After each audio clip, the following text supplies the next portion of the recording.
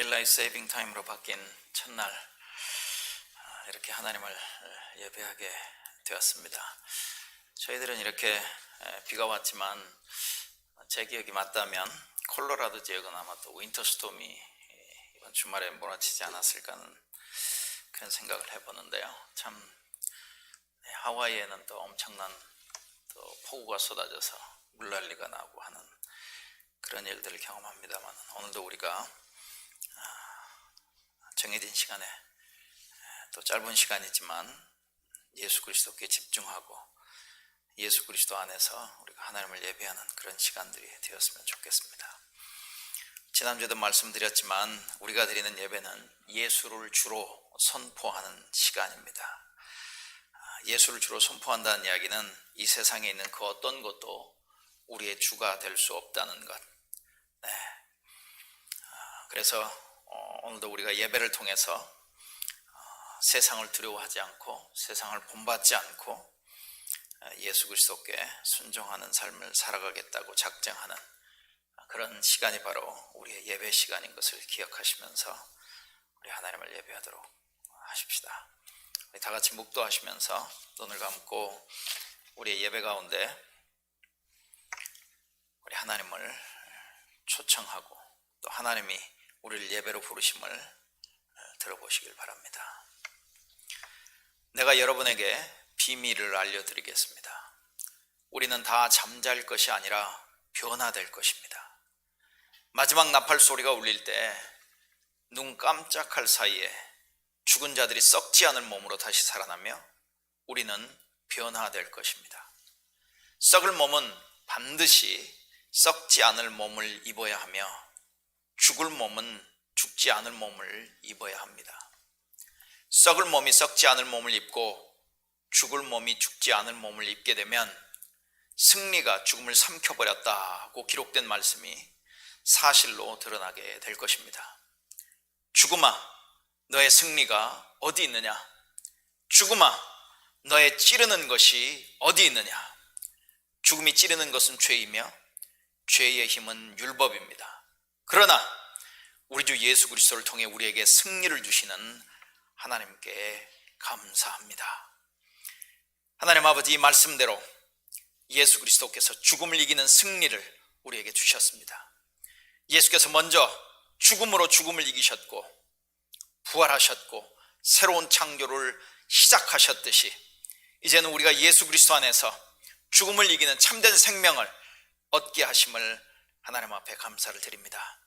하나님, 오늘도 우리가 이 예배를 통해 예수가 온 세상의 주가 되심을 선포하며 그 어떤 것도 우리의 주가 될 수 없으며, 하나님, 우리가 세상을 살아갈 때 어떤 두려움이나 불안 속에서 살아가는 것이 아니라 예수 그리스도로 말미암아 담대하게 세상을 향해 또 세상 가운데서 살아가는 하나님 우리가 되기 위해 하나님, 오늘도 우리의 이 예배를 통해 하나님께서 우리의 영혼을 새롭게 하시고 살려주시는 그러한 은혜가 있기를 이 시간 간절히 기도합니다. 하나님, 오늘 우리의 예배를 받아 주시옵소서. 예수님 이름으로 기도합니다. 아멘. 우리 다 같이 신앙 고백, 사도신경으로 우리의 신앙을 함께 같이 고백하시겠습니다. 나는 전능하신 아버지 하나님, 천지의 창조주를 믿습니다. 나는 그의 유일하신 아들 우리 주 예수 그리스도를 믿습니다. 그는 성령으로 잉태되어 동정녀 마리아에게서 나시고 본디오 빌라도 아래에서 고난을 받아 십자가에 못 박혀 죽으시고 장사된 지 사흘 만에 죽은 자 가운데서 다시 살아나셨으며 하늘에 오르시어 전능하신 아버지 하나님 우편에 앉아 계시다가 거기로부터 살아있는 자와 죽은 자를 심판하러 오십니다. 나는 성령을 믿으며 거룩한 공교회와 성도의 교제와 죄를 용서받는 것과 몸의 부활과 영원한 생명을 믿습니다. 아멘. 우리 지난주에도 찬양했지만요, 우리 이번 주에도 함께 다시 한번 찬양합니다. 예수 우리 왕이여 이곳에 오소서. 보좌로 주여 임하사 찬양을 받아주소서. 우리를 다스려 주시기를 소망하시면서 우리 함께 예수 우리 왕이여, 우리 함께 찬양하십시다.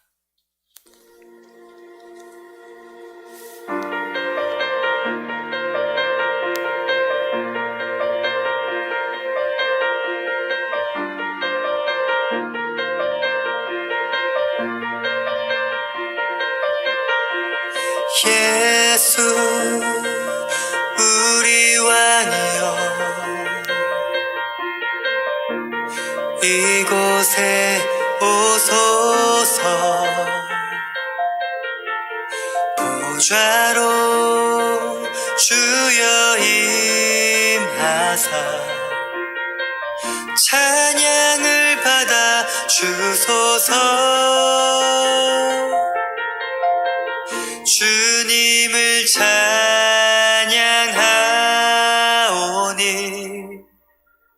주님을 경배하오니 왕이신 예수여 오셔서 좌정하사 다스리소서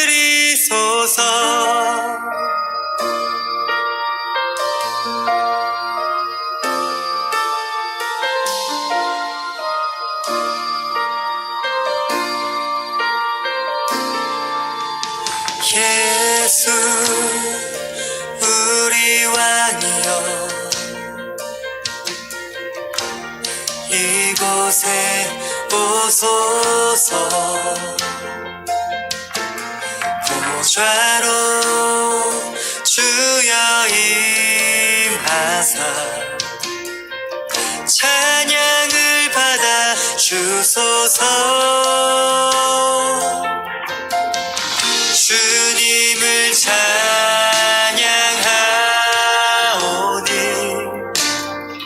주님을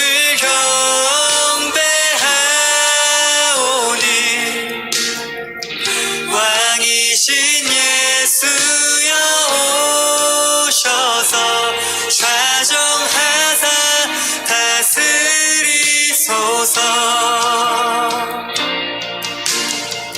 주님을 찬양하오니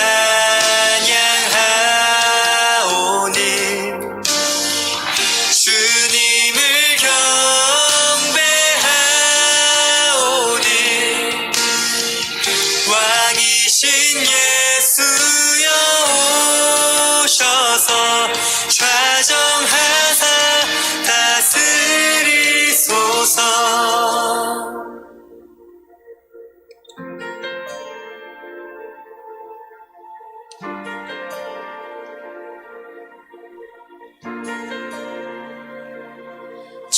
좌정하사 다스리소서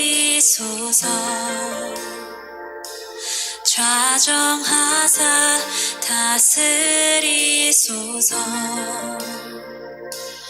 좌정하사 다스리소서 좌정하사 다스리소서 좌정하사 다스리소서 좌정하사 다스리소서 좌정하사 다스리소서 좌정하사 다스리소서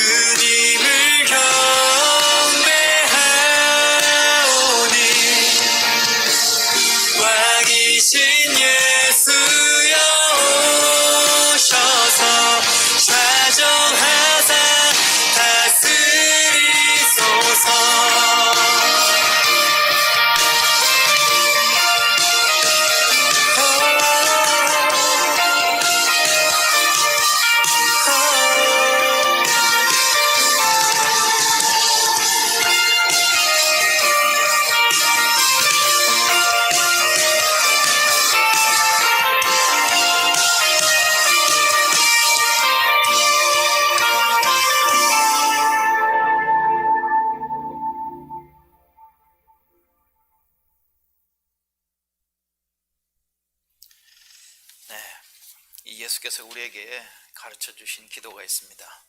우리는 방금 찬양을 통해서 예수께서 우리의 왕이 되심을, 우리를 다스려 주심을 우리는 찬양했고 같이 기도했습니다. 그 예수께서 예수 제자 공동체에게 가르쳐 주신 기도, 우리 함께 같이 기도하시겠습니다. 언제나 우리 곁에 계시는 사랑하는 아버지, 아버지의 이름이 귀히 여김을 받으며 사랑받기 원합니다. 아버지의 통치가 우리 안에 온전케 되기 원합니다.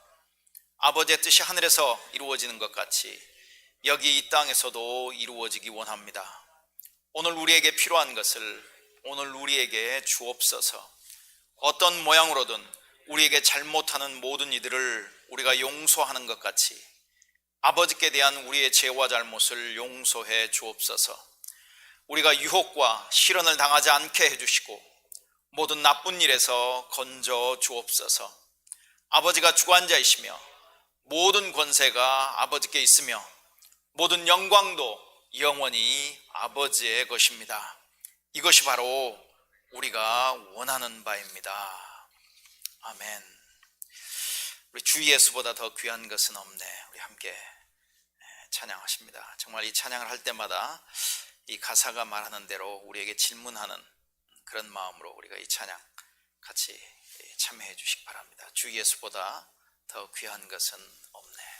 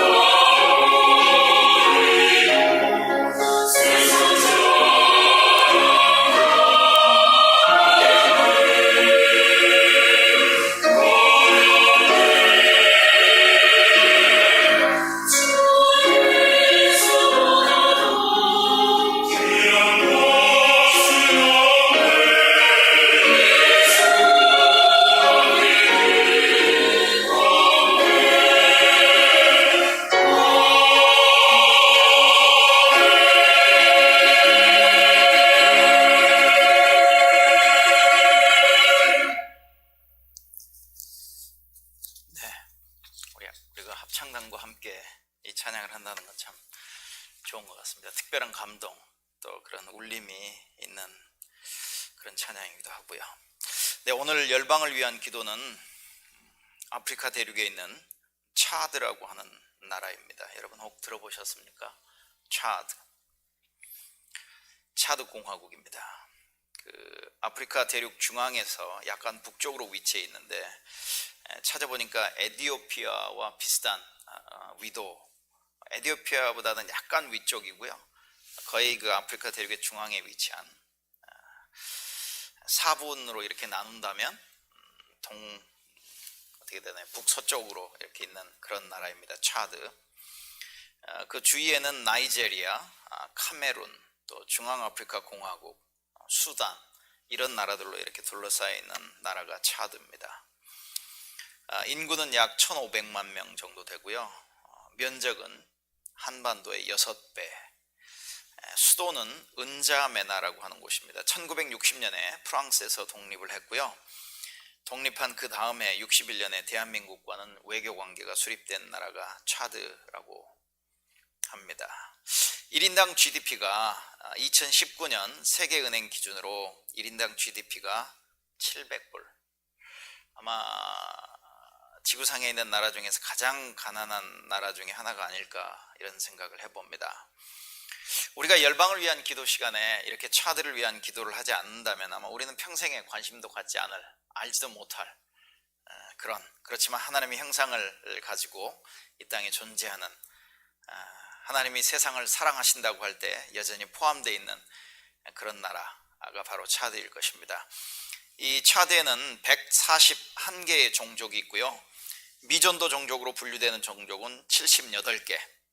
미전도 종족 인구는 약 900만 명, 인구의 반 정도가 이제 미전도 종족이라고 되어 있고요. 이슬람이 57%, 기독교가 26%, 그리고 기타 17%는 토속 종교, 이렇게 그 종교 현황을 보고하고 있습니다. 오늘은 이 차드를 위한 우리 기도에 여러분 같이 동참해 주시기를 바랍니다.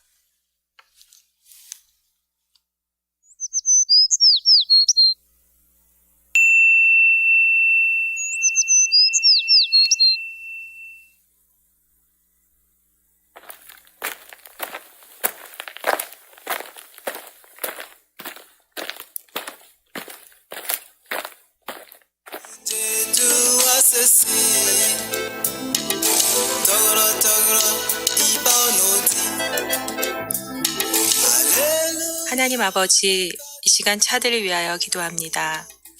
차드는 무슬림이 주류를 이루지만 종교의 자유가 보장되는 나라임을 감사합니다.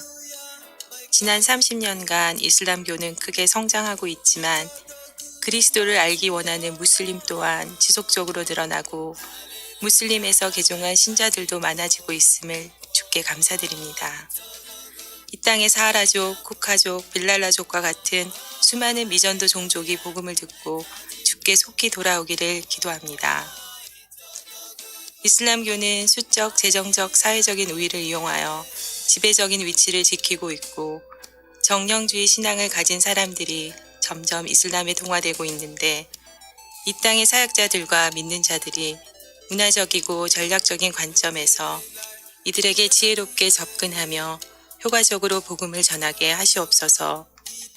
교회 안에서도 아프리카 전통 종교와 기독교 간에 풀어야 할 영적 문제들이 있고 이단 종파와 명목주의가 큰 문제가 되고 있는데, 이 땅의 교회들이 오직 하나님의 말씀으로 견고히 세워지며 영적 지도자들이 기도로 나라를 세워가게 하시기를 간구합니다. 200개가 넘는 소수 민족들에게 속히 복음이 전파되고 130개가 넘는 다양한 언어권에 효과적으로 성경 번역이 진행될 수 있기를 기도합니다. 이날에 절실히 필요한 의료사역과 좋은 반응을 얻고 있는 라디오와 성경 스토리 사역을 통해 더 많은 사람들이 복음을 듣고 주께로 돌아오게 하시옵소서. 주여, 이 땅을 주님의 때에 회복시켜 주시옵소서. 예수 그리스도의 이름으로 기도드립니다. 아멘.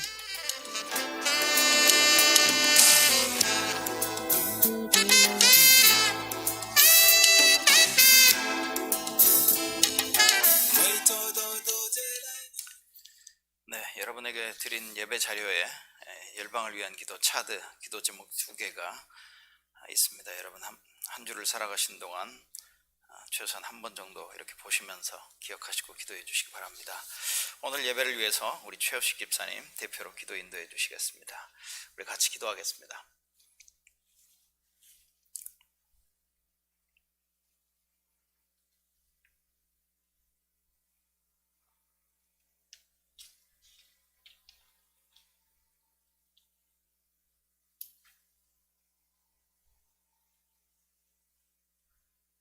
사랑과 은혜가 풍성하신 하나님 아버지, 지난 한 주간도 우리를 지켜주시고 보호해 주셔서 하나님 앞에 예배하러 이 자리까지 나오게 해주심을 감사드립니다. 하나님, 코로나로 인해서 1년 동안 우리의 삶의 많은 부분이 변하였습니다. 사회적으로도 경제적으로도 또 우리의 신앙적으로도 많은 부분이 변하였습니다. 주일마다 모여서 새벽마다 모여서 예배드리던 우리가 이제는 온라인으로 가정에서 예배를 드리게 되었고, 또 코와 간에 모여가며 교제를 나누던 우리들도 각 가정에서 줌을 통해서 교제를 나누게 되었습니다. 하나님, 그렇지만 그것보다도 가장 큰 변화는 이 코로나로 인해서 우리 신앙적으로 하나님을 경외하던 우리들이 어쩌면 하나님보다도 더 코로나를 두려워하지 않았나, 우리의 신앙이 바뀌지 않았나 하는 것입니다. 하나님, 우리의 마음이 이 코로나로 인해서 상한 갈대와 같이 들려오는 소식들로 인해서 이리 쏠리고 저리 쏠리지 않았나 돌아봅니다. 하나님, 우리의 신앙이 꺼져가는 심지어와 같이 점점 희미해져가고 꺼져가지 않았나 하나님 돌아봅니다. 하나님, 그렇지만 하나님께서는 긍휼하시고 자비로우셔서 하나님, 꺼져가는 상한 갈대와 꺼져가는 심지를 끄지 않으시고 상한 갈대를 꺾지 않으십니다. 하나님, 우리의 마음을 굳건히 지켜주셔서 어떠한 소식과 어떠한 상황 가운데서도 담대한 마음을 주시고, 또 성령의 기름 부어주심으로 우리의 성령이 꺼져가는 심령이 다시 불타오르게 하여 주시옵소서. 아들 되신 예수 그리스도를 이 세상에 보내주시고 그의 십자가에서 죽으심으로, 그래서 우리가 이제는 부활하신 예수 그리스도를 믿음으로 구원을 얻었습니다. 하나님, 그러므로 믿음으로 구원받은 우리는 이제는 믿음으로 살아가기를 원합니다. 이제는 내가 보기에가 아니고 하나님 보시기에 어떤 옳고 선한 일을 행하며 하나님 앞에서 행하며 살아가기를 원합니다. 그것이 믿음으로 사는 성도의 삶인 것을 깨닫고, 내 눈에 하나님이 보이지는 않지만 하나님이 계시다고 인정하며 하나님 말씀대로 순종하는 삶을 살아갈 수 있도록 성령께서 우리를 이끌어 주시옵소서. 하나님, 여기에 기도하고 있는, 예배하고 있는 우리 비전 선교교회 믿는 성도들의 믿음을 돌아보시옵소서. 믿음이 작은 자도 있고 또 믿음이 큰 자도 있습니다. 믿음이 연약한 자도 있고 믿음이 강한 자도 있습니다. 하지만 하나님, 각 사람을 중심을 보시고 하나님 각 사람의 믿음을 보십니다. 하나님은 그 작은 믿음이라도 그에 맞게 행할 때 큰 믿음은 더욱더 그에 맞는 행함이 있어야 한다고 말씀하십니다. 하나님, 우리가 우리의 믿음대로 행하지 못한 것을 돌아봅니다. 하나님의 칭찬을 받을 만한 것이 있는가 회개하고 돌이켜야 하는 삶이 있었나 돌아보는 시간이 되기를 원합니다. 하나님, 우리의 믿음이 하나님 말씀에 순종할 때, 우리의 믿음의 분량대로 하나님의 말씀에 순종할 때 더욱더 큰 장성한 분량까지 이루도록 성장하게 해주시고, 믿음에 자라는 것이 성도 간의 사랑으로 열매 맺도록 나타나도록 축복하여 주시옵소서. 하나님의 말씀은 살았고 운동력이 있고 좌우의 날선 어떤 검보다 예리하며 혼과 영과 혼과 및 관절과 골수를 찔러 쪼개기까지 하며 또 마음과 우리 생각의 뜻을 감찰하십니다. 하나님, 우리가 하나님의 말씀 앞에서 죽을 수밖에 없는 죄인임을 다시 한번 깨닫습니다.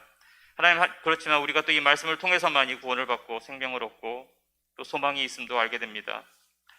이 시간 말씀이 선포됩니다. 이 말씀으로 말미암아 하나님과 다시 만나고 회복되고 더욱더 하나님을 알아가는 시간 되게 하여 주시옵소서. 이 예배 우리 마음을 먼저 준비시켜 주시옵소서. 감사드리며 예수님 이름으로 기도합니다. 아멘.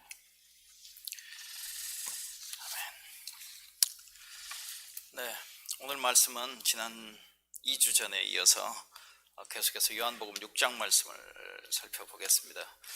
오늘 본문은 6장 35절부터 59절까지입니다.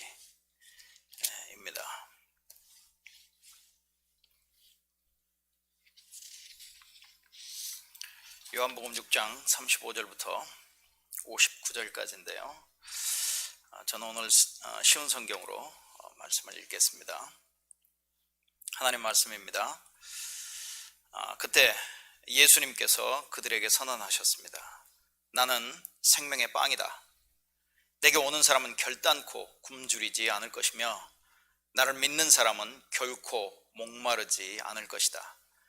그러나 전에도 내가 너희에게 말했던 것처럼 너희는 나를 보고도 여전히 나를 믿지 않는다. 아버지께서 나에게 주신 사람은 다 내게로 올 것이며 내게로 오는 자를 나는 결단코 쫓아내지 않을 것이다. 나는 내 뜻을 이루기 위해서 하늘에서 내려온 것이 아니다. 나는 나를 보내신 분의 뜻을 행하기 위해 하늘에서 내려왔다. 나를 보내신 분의 뜻은 하나님께서 내게 주신 사람은 단 한 사람도 잃지 않고 마지막 날에 그를 부활시키는 것이다. 아들을 보고 믿는 사람은 누구나 다 영생을 얻는 것이 내 아버지의 뜻이기 때문이다. 나는 그를 마지막 날에 부활시킬 것이다. 유대인들은 예수님께서 나는 하늘에서 내려온 빵이다 라고 말했으므로 예수님에 대해 수군대기 시작했습니다. 그래서 그들은 자기들끼리 이런 말들을 했습니다. 이 사람은 틀림없는 요셉의 아들 예수야. 우리가 그의 아버지와 어머니를 알고 있는데 어떻게 그가 나는 하늘에서 내려왔다고 말할 수 있지? 그러자 예수님께서 그들에게 대답하셨습니다. 서로 수군대지 마라. 나를 보내신 아버지께서 이끌지 않으면 아무도 내게로 올 수 없다. 나도 마지막 날에 그를 부활시킬 것이다. 예언자들의 책에 이런 글이 있다. 모든 사람이 하나님의 가르침을 받을 것이다. 아버지의 말씀을 듣고 아버지에게서 배우는 사람은 내게로 온다. 하나님으로부터 온 사람 외에는 아버지를 본 사람이 없다. 오직 하나님으로부터 온 그 사람만 아버지를 보았다. 내가 너에게 진리를 말한다. 믿는 사람에게는 영생이 있다. 나는 생명의 빵이다. 너희의 조상들은 광야에서 만나를 먹었지만 죽었다. 하늘에서 내려오는 빵이 여기 있다. 누구든지 이 빵을 먹으면 결코 죽지 않을 것이다. 나는 하늘에서 내려온 생명을 주는 빵이다. 누구든지 이 빵을 먹으면 영원히 살 것이다. 내가 줄 빵은 나의 살이다. 내 살은 세상에 생명을 준다. 그러자 유대인들은 이 사람이 어떻게 자기 몸을 우리에게 먹으라고 줄 수 있겠는가라고 말하며 서로 다투기 시작했습니다. 예수님께서 그들에게 말씀하셨습니다. 내가 너에게 진리를 말한다. 너희가 인자의 살을 먹지 않고 또 그의 피를 마시지 않으면 너희 속에 생명이 없다. 나의 살을 먹고 나의 피를 마시는 사람은 영생을 얻으며 나도 그 사람을 마지막 날에 부활시킬 것이다. 나의 살은 참된 음식이며 나의 피는 참된 음료다. 나의 살을 먹고 나의 피를 마시는 사람은 누구든지 내 안에 있고 나도 그 사람 안에 있다.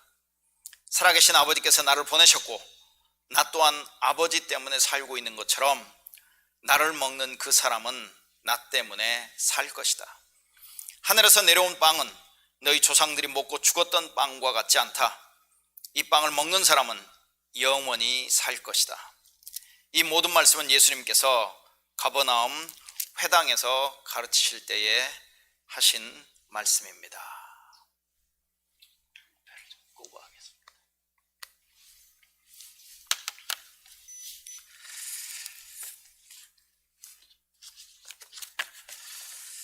여러분, 남녀의 결혼은, 남자와 여자의 결혼은 서로 상대에게 자기의 삶을 거는 것이다, 이렇게 말할 수 있습니다. 남녀가 만나서 좋아하고 사랑하고 그래서 결혼을 하게 되죠. 남자는 한 여자에게 자기 인생을 거는 것이고 여자도 한 남자에게 자기 인생을 거는 것으로 우리는 이해해 볼 수도 있을 것 같습니다. 남자가 한 여자에게 자기 인생을 걸 때는 세상의 모든 여자를 포기하는 것이죠. 여자도 마찬가지고요. 한 남자와 한 여자가 서로에게 자기 인생을 건 결혼, 어떻게 만족하고 계십니까? 후회하지 않으십니까?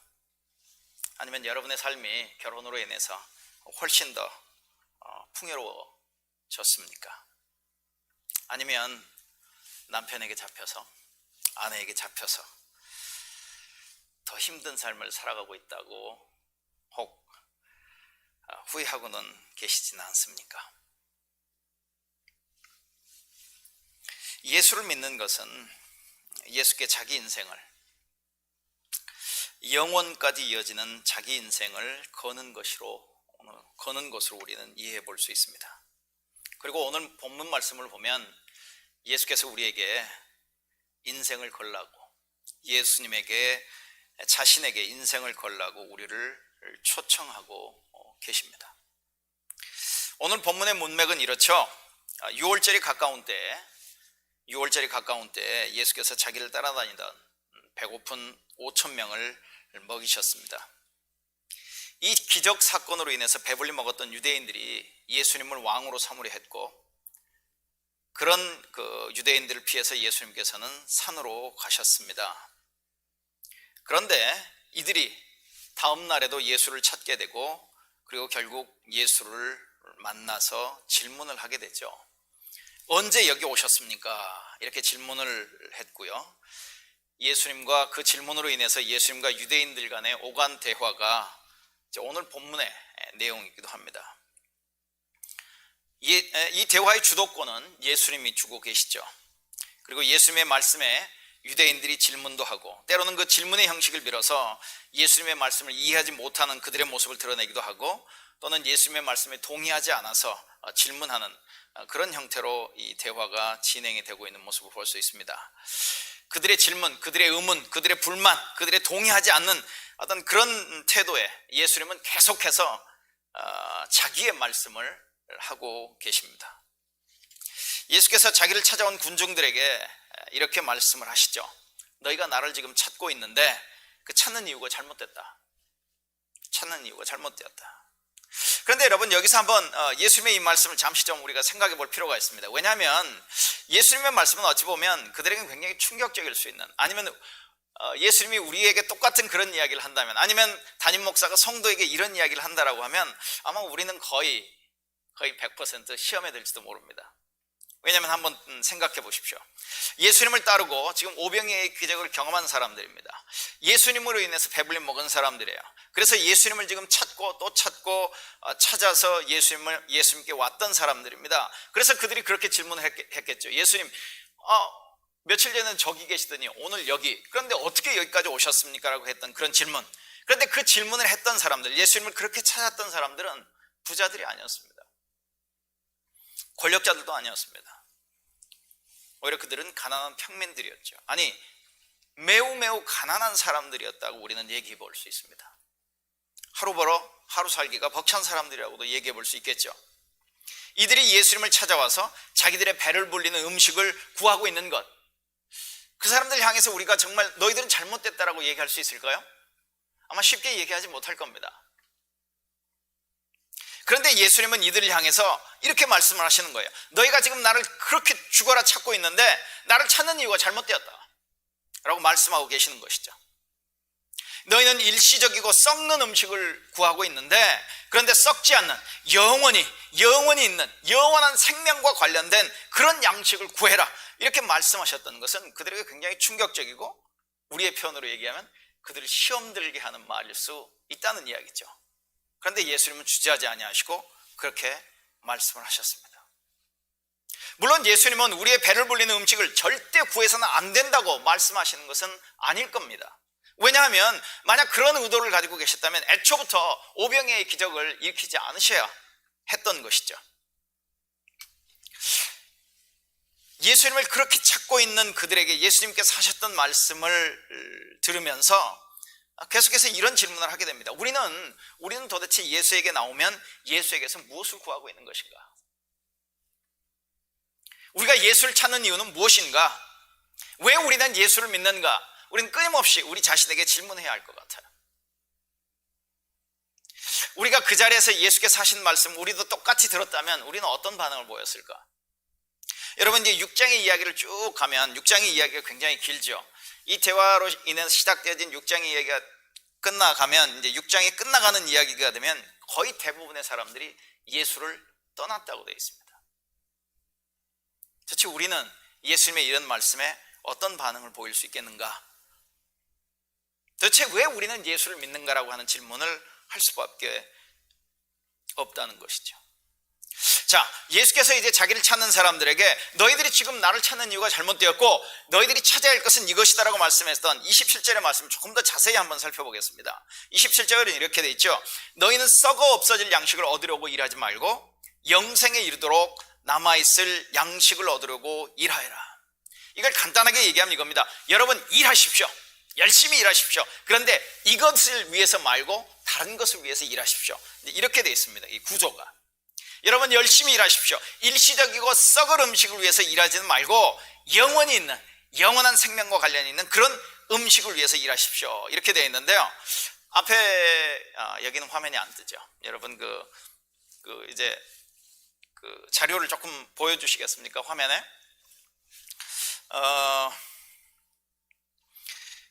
우리말로는 이제 조금 일시적이고 썩을 음식을 위해서 일하지 말고 영원히 있는 음식을 위해서 일하라 뭐 이렇게 이제 번역이 되어 있습니다만은 우리의 말 형편상 이제 그럴 수밖에 없고요. 이걸 문자 그대로 이렇게 보여준다라고 하면 제일 먼저 나온 단어가 일하라라는 단어예요. 일하라, work. 지난번에 한번 말씀드렸죠. 일해라, not for the food. 어떤 음식을 위해서는 일하지 말고, 그러니까 우리말로 표현하면 그런 거죠.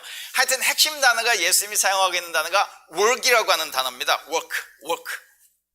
그랬더니 유대인들의 귀에 그 단어만 그냥 귀에 탁 박힌 겁니다. 일하라고 하는 단어에만 굉장히 관심이 갔던 것이죠. 그래서 유대인들이 이렇게 질문을 하는 겁니다. 그럼 우리가 무엇을 해야 하나님의 일을 하는 것이 됩니까? 라고 질문을 하지만 그걸 문자적으로 번역하면 이렇게 됩니다.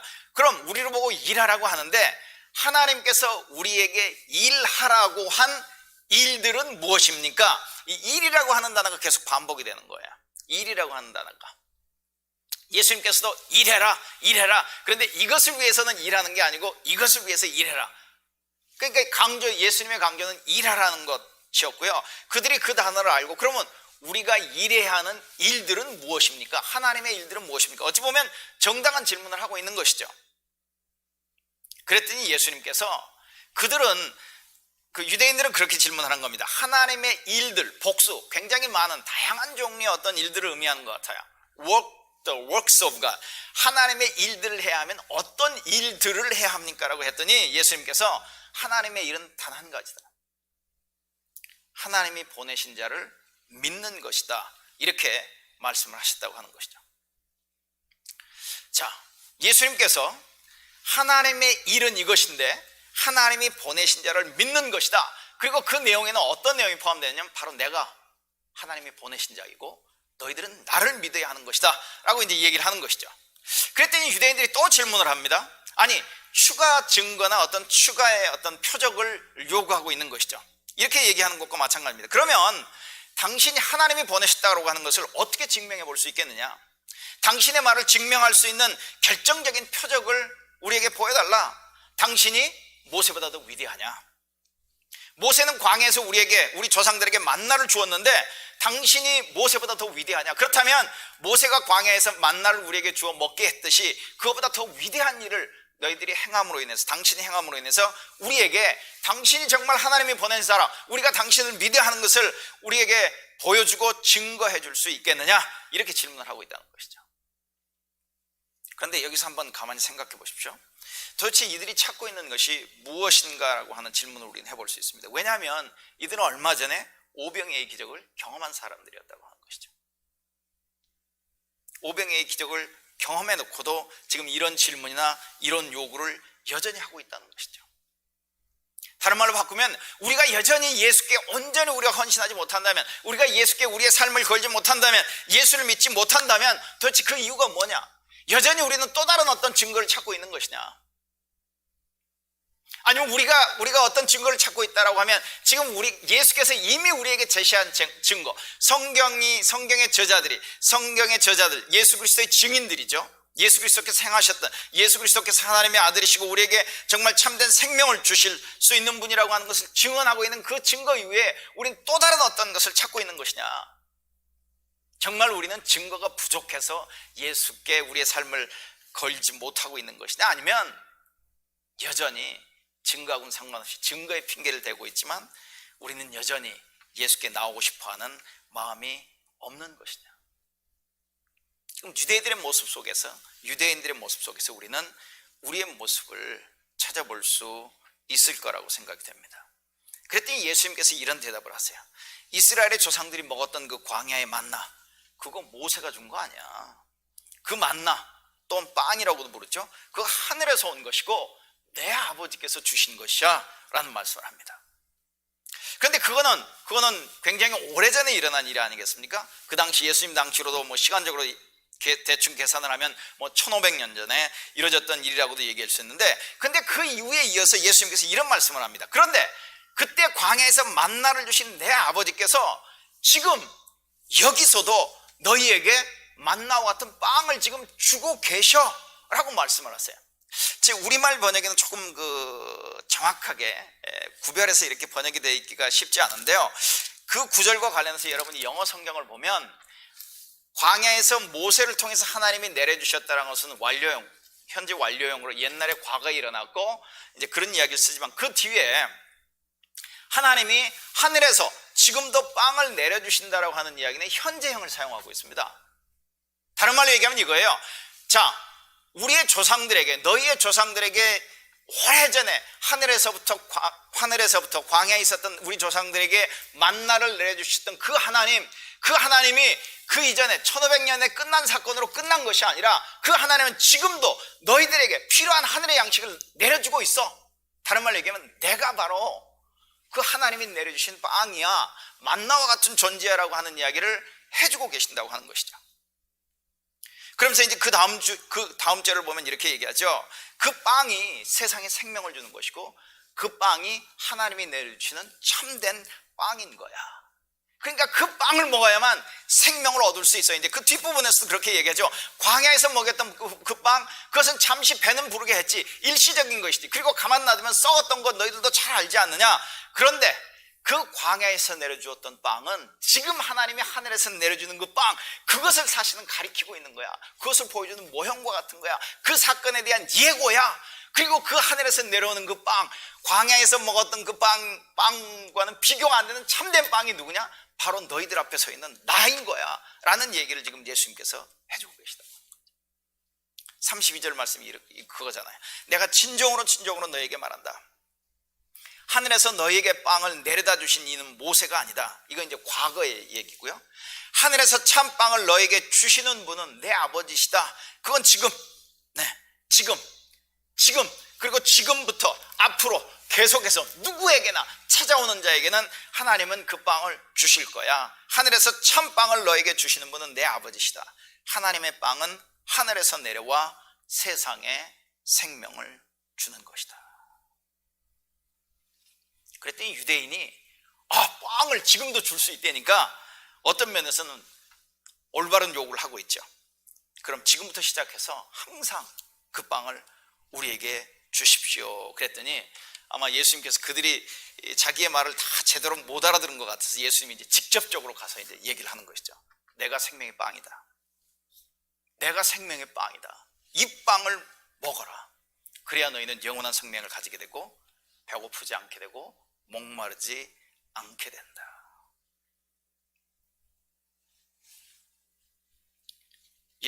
예수님께서 그들에게 드디어 선언하시죠. 내가 생명의 빵이다. 나는 살아있는 빵이고 하늘에서 내려온 빵이고 너에게 생명을 주는 빵이다.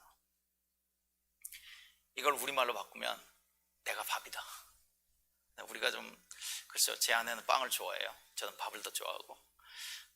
빵을 좋아하는 사람에게 내가 생명의 빵이다 그러면은 아마 금방 와 닿겠고, 저 같은 경우는 내가 생명의 밥이다 그러면 아마 더 가깝게 다가올지 모르겠습니다. 예수님께서 드디어 그렇게 얘기를 하시죠. 그러니까 여기서요, 예수님이 지금 오병이의 사건을 통해서 그 유대인들과의 대화를 통해서 자기에 대한 많은 것들을 계시해서 알려주고 계십니다. 결국 예수님께서 나에게 너희들의 삶을 걸으라고 요구하실 때는 내가 이런 존재니까, 나는 이런 사람이니까, 나에게 와서 너희들은 참 생명을 얻을 수 있으니까, 그러면서 이제 자기가 어떤 존재라고 하는 것을 이렇게 알려주세요. 그게 생명의 빵이라고 하는 것이고요, 살아있는 빵이고 하늘에서 내려온 빵입니다. 이 빵이라고 하는 단어가 요한복음 이 6장에 굉장히 자주 반복이 나오는 것이죠. 생명의 빵, 다른 말로 얘기하면 생명을 가진 빵. 그 빵 자체가 생명이시고 또는 우리에게 생명을 주고 유지시켜주는 바. 그러면서 오늘 27절에도 그런 말씀을 하시죠. 내가 영원한 생명, 영원히 존재하는, 그리고 영원한 생명과 관련되어 있는 그 양식을 줄 수 있는 존재다. 그렇게도 말씀하셨습니다. 하나님께서 도장 찍어서 진짜 하나님이 보신 제뉴인한 그런 프로덕트다. 하나님이 도장 찍어서 인정해 주신 분이 바로 나다. 그런 말씀도 해주셨죠. 그리고 여러 번에 걸쳐서 하나님께서 보내신 분, 하나님께서 보내신 분이라는 이야기를 합니다. 하늘에서 내려온 참된 빵이라고도 얘기하시고요. 33절에는 내가 바로 하나님의 빵이다 라고도 얘기하시고요. 하나님의 뜻을 행하러 왔다고도 말씀하시고요. 그리고 하나님의 아버지의 뜻은 예수께 나오는 모든 자들에게 생명, 영원한 생명을 주고 그들을 마지막 때에 살리는 분이라고도 말씀을 하십니다. 그리고 이 예수께서 우리를 초청하고 계시다고 하는 것이죠. 사실 어찌 보면 유대인들이 요구했던 것보다도 훨씬 더 많은 이야기를 예수님께서는 하고 계시는 겁니다. 유대인들이 요구했던, 네가 모세보다 더 위대하다면 모세보다 더 위대한 어떤 기적을, 표적을 행하라고 얘기하시지만, 그들이 요구하지만 예수님은 그렇게 그들이 요구한 대로 대답을 하시지는 않지만 그들이 알아야 할, 그들이 필요로 한 훨씬 더 큰 계시의 내용들을 그들에게 얘기해 주고 계시다고 하는 것이죠. 그러면서 우리를 초청하고 계시는 겁니다. 그리고 그 초청의 내용이 너의 삶을 내게 걸어라. 너의 삶을 내게 걸어라. 제가 왜 너의 삶을 내게 걸어라 이렇게 얘기를 하느냐면요, 여러분 1장 27절 말씀이 이런 말씀이었잖아요. 자, 하나님이 요구하시는 일은 단 한 가지다. 하나님이 보내신 분을 믿어라. 하나님이 보내신 분을 믿어라. 자기를 믿으라는 얘기죠. 그런데 그 구절과 관련해서 메시지 성경이 이렇게 번역을 했어요. 너의 삶을 나에게 걸어라. 그게 맞는 것 같아요.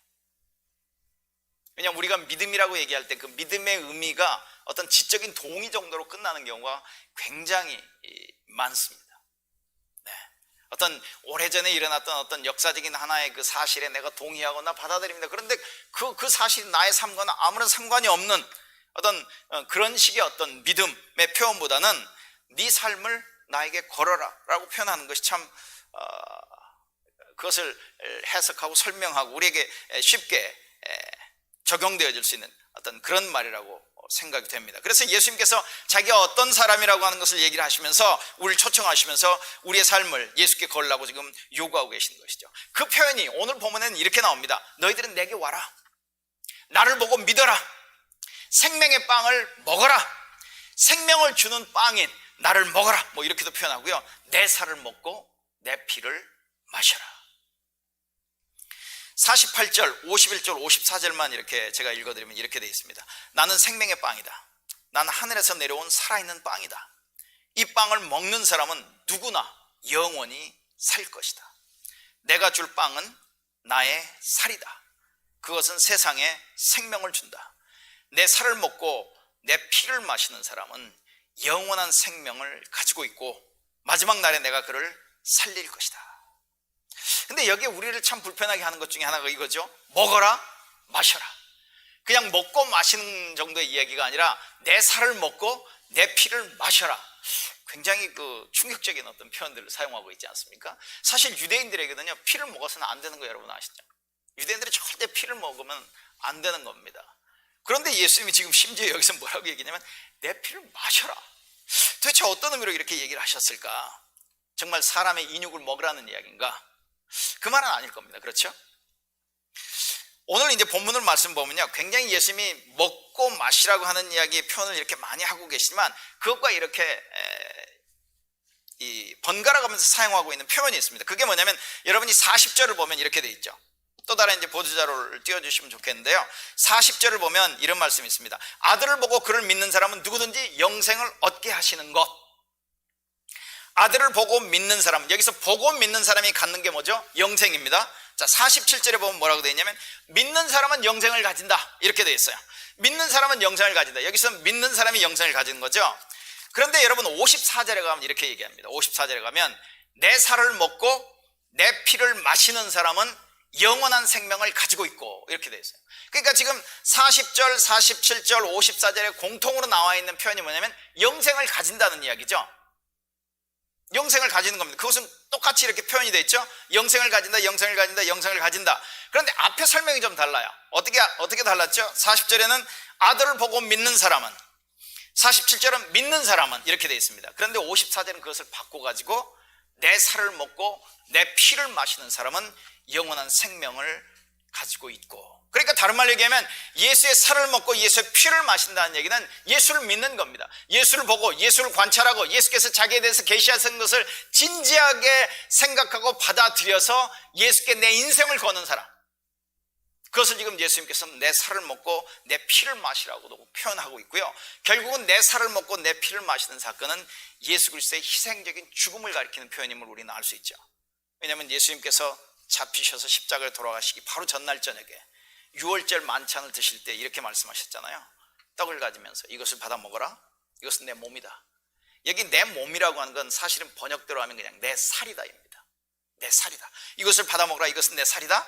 이것을 마셔라, 이것은 죄를 용서하기 위하여 많은 사람을 흘리는 내 피다. 그러니까 지금 요한복음 6장부터 예수님은 본격적으로 자기의 죽음을 통해서, 죽음을 이기는 자기의 죽음을 통해서 세상에 생명을 주는 이야기를 아주 구체적으로 이제 해가기 시작하신다고 하는 것이죠.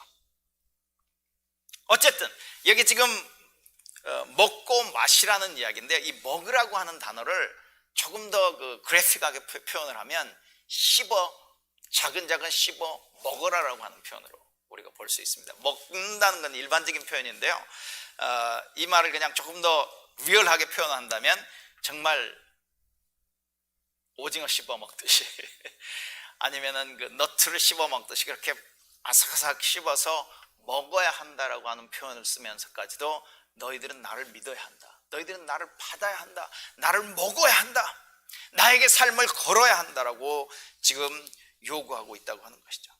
그래서 제가 결혼의 비유를 서두에 말씀을 드렸던 겁니다.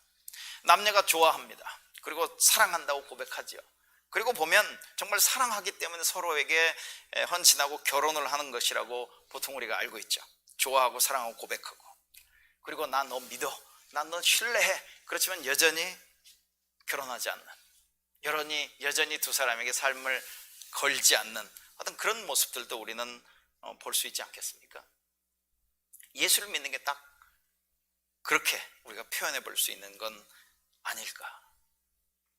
결혼이 자기의 삶을 정말 상대에게 통째로 거는 것이라면, 하나님이 보내신 자를 믿는 것은 그 하나님이 보내신 예수 그리스도에게 자기의 삶을 통째로 거는 것입니다. 그걸 다른 말로 얘기하면 예수를 믿으면 우리는 영원한 생명을 가진다. 영원한 생명을 가진다. 영생을 가진다. 영생이라고 하는 것은 제가 반복적으로 말씀을 드립니다만, 영생이라고 하는 것은 우리가 딱 들으면 죽어 천국 이렇게만 생각해버리는 경향이 있다. 영원한 생명? 그럼 조금 다르게 생각해요. 근데 영원한 생명, 우리가 예수 그리스도께 생명을 걸고 예수 그리스도와 함께 살아가는 삶입니다.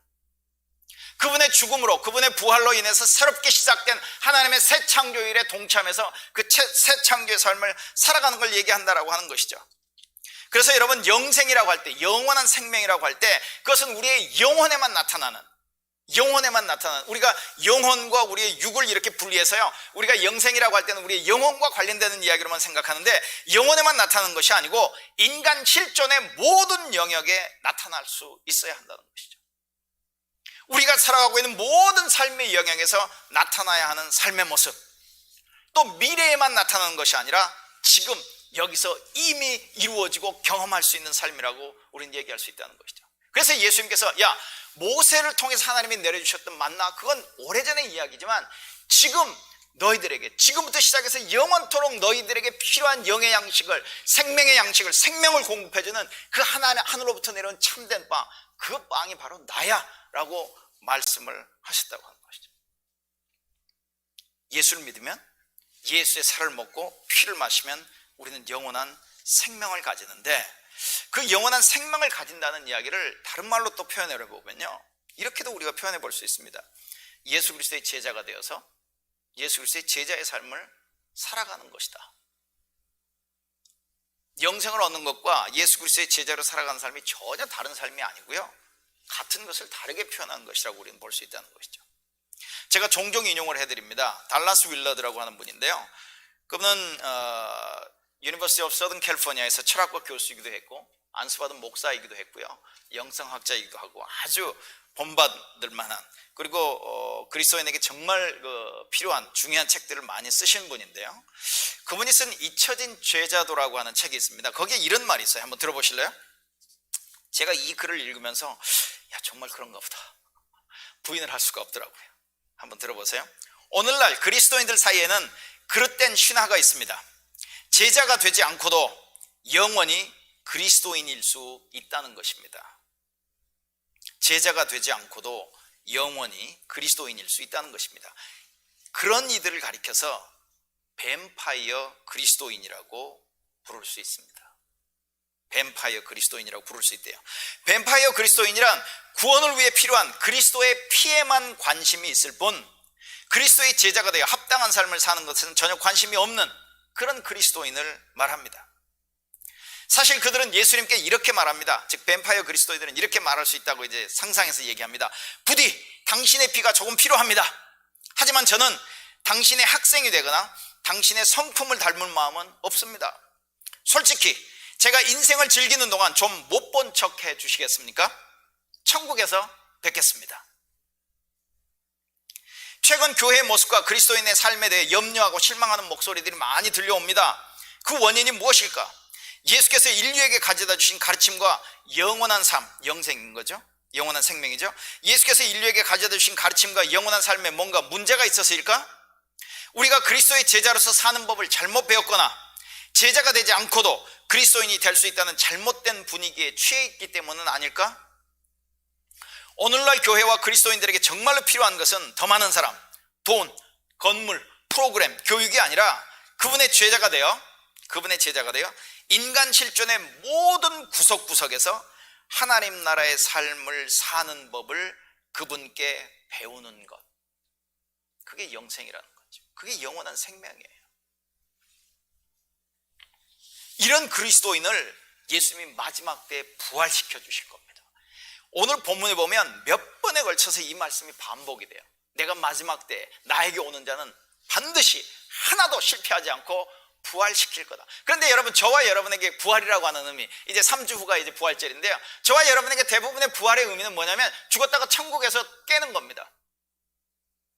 예수 믿고 죽었다가 깨보니까 천국이라고 하는 개념 정도로 우리는 부활을 이해하고 있는데요. 이제 앞으로 또 부활에 대해서 말씀을 드리겠습니다만은 부활은 그 정도가 아니죠.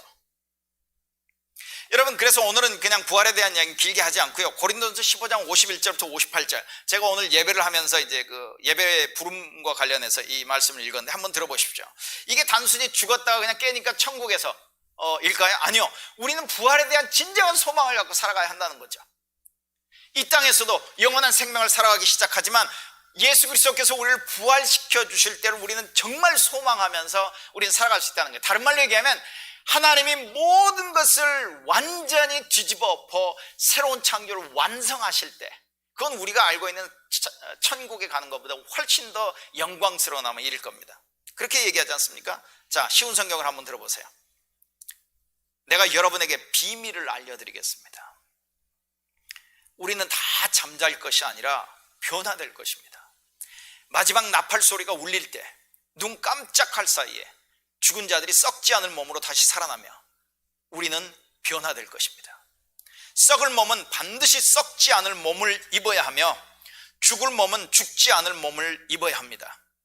썩을 몸이 썩지 않을 몸을 입고 죽을 몸이 죽지 않을 몸을 입게 되면 승리가 죽음을 삼켜버렸다고 기록된 말씀이 사실로 드러나게 될 것입니다. 여기 승리가 죽음을 삼켜버렸다는 게 이사야서 말씀을 인용하고 있는데요. 보세요. 승리가 죽음을 삼켜버렸어요. 죽음이라고 하는 것은 우리가 영원히 죽지 않고 영원히 산다는 의미 정도의 의미가 아니라 우리가 직면하고 있는 가장 큰 적이 죽음이잖아요. 죽음의 증상들이잖아요. 죽음을 가져오는 여러 가지 이유들이잖아요. 그런데 그 죽음을 결정적으로 이기는 사건, 그게 부활이라는 것이죠. 승리가 죽음을 삼켜버렸다고 기록된 말씀이 사실로 드러나게 될 것입니다. 죽음아, 너의 승리가 어디 있느냐? 죽음아, 너의 찌르는 것이 어디 있느냐? 죽음이 찌르는 것은 죄이며 죄의 힘은 율법입니다. 그러나 우리 주 예수 그리스도를 통해 우리에게 승리를 주시는 하나님께 감사합니다. 죽음을 이기는 승리. 죽음을 이기는 승리예요, 부활은. 그걸 예수 그리스도를 통해서 이루어 주신다고 하는 것이죠.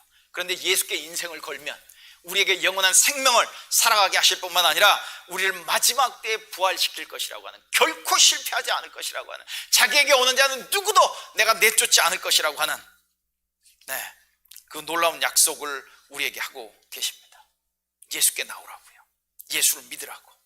예수의 살을 먹고 피를 마시라고. 그래서 영원한 생명을 가지라고. 그리고 그 영원한 생명을 지금 여기서부터 경험하고 살아가기 시작하라고.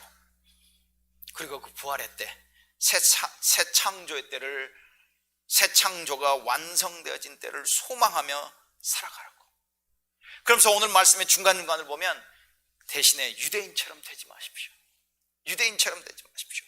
표적을 보고도 또 다른 표적을 구하고 요구하고 불평하고 논쟁하지 말고 예수 그리스도께 나오라고.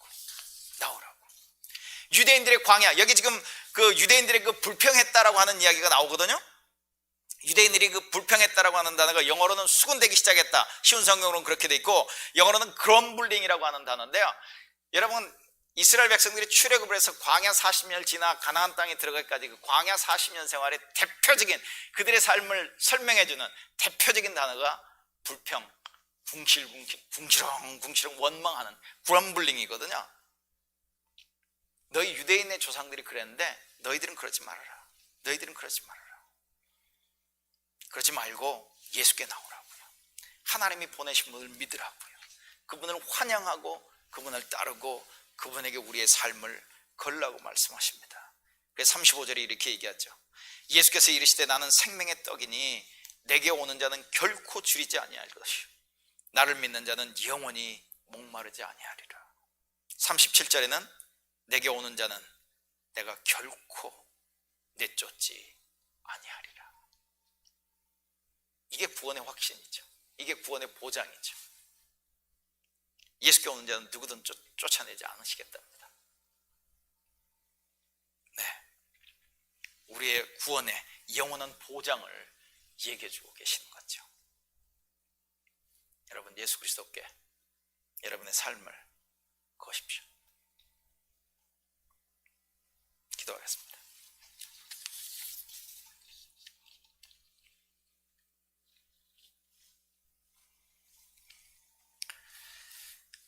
여러분 정말 예수 그리스도께 여러분의 삶을 거셨습니까?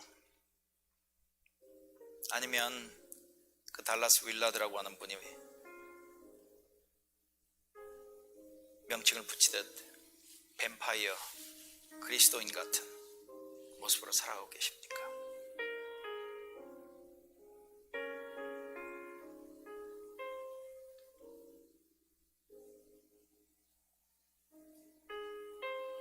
지금 여기서 우리에게 참된 빵을 주시는 분, 그리고 그 참된 빵이 예수님 자신이라고 말씀하시면서 내 살을 먹고 내 피를 마셔라. 하나님이 보내신 분이 나를 믿어라. 나에게 삶을 걸어라. 그래서 영혼에 보이지 않는 물질적인, 비물질적인 어떤 영혼의 구원만이 아닌 우리의 전 삶의 구원을 이루어 가라 라고 하는 그 초청에 여러분, 저와 여러분 기꺼이 응답하시길 바랍니다.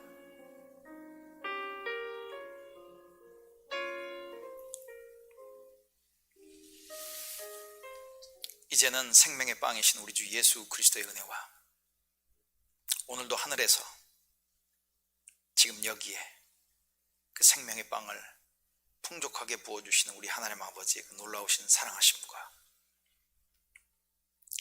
이제 그 생명의 빵을 먹으면 결코 굶주리지 아니하고 배고프지 않고 목마르지 아니하도록 우리 가운데서 일하시는 성령 하나님의 교제하심이 예수께 삶을 거는 우리 성도들 위해 지금부터 영원토록 함께 하시기를 예수 그리스도의 이름으로 의지하여 간절히 축원하옵나이다. 아멘.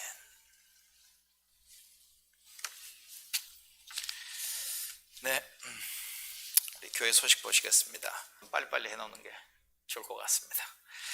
네, 오늘 예배는 이렇게 마치겠습니다.